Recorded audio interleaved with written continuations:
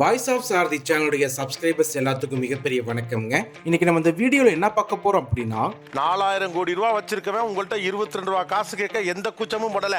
இந்த வாரம் நீ நானால கஞ்சத்தன் உள்ளவங்களும் அவங்க ஆப்போசிட்ல அவங்க லைஃப் பார்ட்னர் இருக்காங்க. ஆக்சுவலா இந்த பேரை பொறுத்த வரைக்கும் ஒன்றும் இல்லைங்க. ஒரு மால்க்கு ஒரு ஷாப்பிங் பண்ண போறாங்க அப்படின்னா ஒரு குச்சி பை ஒரு கட்டை பை கேட்க கூச்ச போறாங்க. ஏன்னா அதுல வந்து கஞ்சத்தனம் பண்றாங்க, 22 ரூபாய்க்கு கணக்கு பார்க்குறாங்க அப்படின்னு ஹஸ்பண்ட் சொல்றாங்க. அதுக்கு கோபிநாத் வந்து அழகா புரிய வச்சிருப்பாரு. இல்லையே இதுவும் தப்பு கிடையாது, நீங்க ஒரு 4000 ரூபாய் 5000 ரூபாய்க்கு பொருள் வாங்கும் போது அந்த மால்காரங்க அந்த கடைக்காரங்க தானே குச்சி போய் தரணும், இதுல என்ன தப்பு இருக்கு அப்படின்னு கேக்குறாங்க.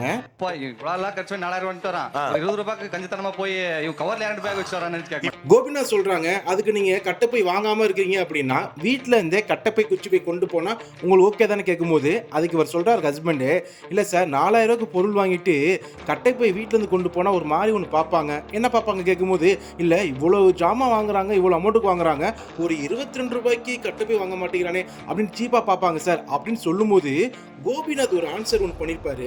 அவன் என்ன நினைப்பான்னு யோசிக்கிறீங்களா? நீங்க இப்ப அவனை சீப்பா நினைங்க. 4000 ரூபாய்க்கு பொருள் வாங்கியிருக்கான், 20 ரூபா கேட்கறான் பாரியா கஞ்சப்பாய அப்படின்னா நீங்க நினைங்க. அடுத்து இவர் எப்படின்னா கஞ்சத்தனத்துல ஒரு நாளைக்கு வந்து 10 ரூபாய்க்கு தான் பால் வாங்குறாங்க. மொத்தம் வீட்டு 4 பேர் இருக்காங்க. பால் வாங்கிட்டு அந்த பால் எவ்வளவு அளவு இருக்கோ அந்த அளவுக்கு தண்ணியை ஊற்றி மிக்ஸ் பண்றாங்க. 4 பேருக்கு எப்படிங்க 10 ரூபாய்க்கு பால் வாங்கினா? அத்தனைக்கு பாத்தீங்க அப்படின்னா ஹஸ்பண்ட் ஒய்ஃப் 2 பேருமே டீச்சருங்க.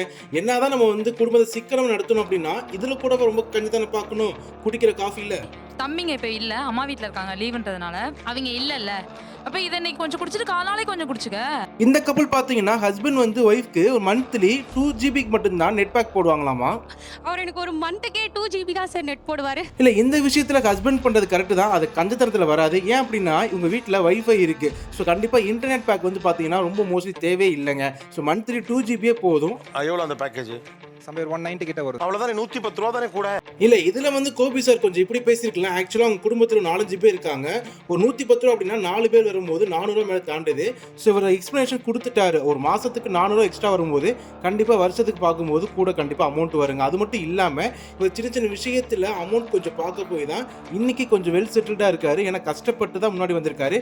அதே ஒரு வந்து பாத்தீங்கன்னா மென்ஷன் பண்ணிருக்காங்க. இதுல வந்து அந்த பையன் 100% கரெக்டா தான் சொல்றாங்க. இதை கோபி சார் கொஞ்சம் அக்னாலேஜ் பண்ணி கொஞ்சம் வேற மாதிரி ஒன்று கொஞ்சம் சொல்லியிருக்கலாம்.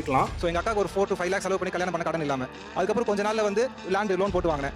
அடுத்து இவர் கொஞ்சம் இன்ட்ரெஸ்டிங்கா இருக்காருங்க. 10 வருஷமா ட்ரெஸ் எடுக்கவே இல்லை, அதே பேண்ட் ஷர்ட் தான் 10 வருஷமா வியர் பண்ணிக்கிட்டு இருக்காரு.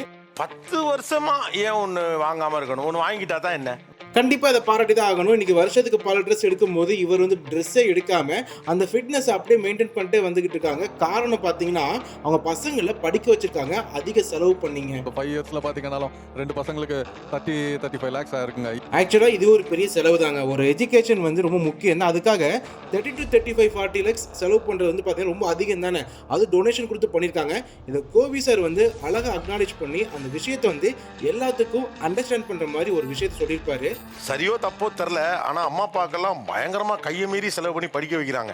இந்த மாதிரி சொல்றாங்க ஹஸ்பண்ட் ரொம்ப கஞ்சத்தனமா இருக்காங்க அப்படின்ட்டு. அதுக்கு ஹஸ்பண்ட் விளக்கம் கொடுக்குறாரு. அப்படிலாம் கிடையாது சார், என்னோட மனைவி இட்லி பொடி செய்யறதுக்கு கூட பாதாம் பிஸ்தா போட்டு தான் பண்றாங்க.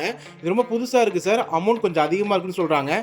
ஆமா கரெக்ட் தானே, யாராவது இட்லி பொடியில போயிட்டு பாதாம் முந்திரி போட்டா பண்ணுவாங்க? பாயசம் வைப்பாங்க, ஒவ்வொரு ஸ்பூனுக்கும் அது முந்தி பாயசம் போதும். இதை சொன்னா ஹஸ்பண்ட் கஞ்சத்தனம் சொல்றாங்க. ஆனா மேடம் பாத்தீங்கன்னா வெயிட் லாஸ் பண்றதுக்கு தேவையில்லாம அன்னெசரியா ஒரு அமௌண்ட் கொடுத்து ஒரு எக்யூப்மெண்ட் வாங்கியிருக்காங்க. அதை யூஸ் பண்றது கிடையாது, தூக்கி ஓரமா போட்டாங்க. கடனாளியாக இருப்பது பெட்டரா, கஞ்சத்தனத்தோடு இருப்பது பெட்டரா? கஞ்சத்தனத்திலேயே ஒரு பெனிஃபிட் ஒன்று இருக்கு, அது இந்த மேடம் பண்ணியிருக்காங்க. ஒன்றும் இல்லை, கஞ்சத்தனம் பண்ணியே கடன் இல்லாம லைஃபை கொண்டு போயிட்டு இருக்காங்க. அவங்கள்ட்ட ஏன் கடன் இல்லாம இருக்க விரும்புறீங்க அப்படி கேட்டதுக்கு ஒரு ஆன்சர் ஒன்று பண்ணியிருப்பாங்க, நல்லா இருக்கும். 1 லட்ச ரூபாய் நான் அடைக்கணும்னா நான் இன்னும் ஒரு மாசம் எக்ஸ்ட்ரா வேலை செய்யணும், எக்ஸ்ட்ரா ஹவர்ஸ் வேலை செய்யணும். ஸோ மாரல் ஆஃப் த கஞ்சத்தனத்தில் முக்கியமா எதுக்கெல்லாம் செலவு பண்ணணுமோ அதுக்கு அப்பப்போ செலவு பண்ணிட்டு ஸோ மீது உள்ளதை சேவிங் பண்ணி வச்சா லைஃப் நல்லா இருக்குங்க. ஆக்சுவலாக எல்லாரும் என்ன நினச்சிக்கிட்டோம்னா வருமானம் தான் செல்வம் நினைக்கிறோம். இன்னைய காலகட்டத்தில் கடன் இல்லாமல் இருப்பதே ஒரு செல்வம்.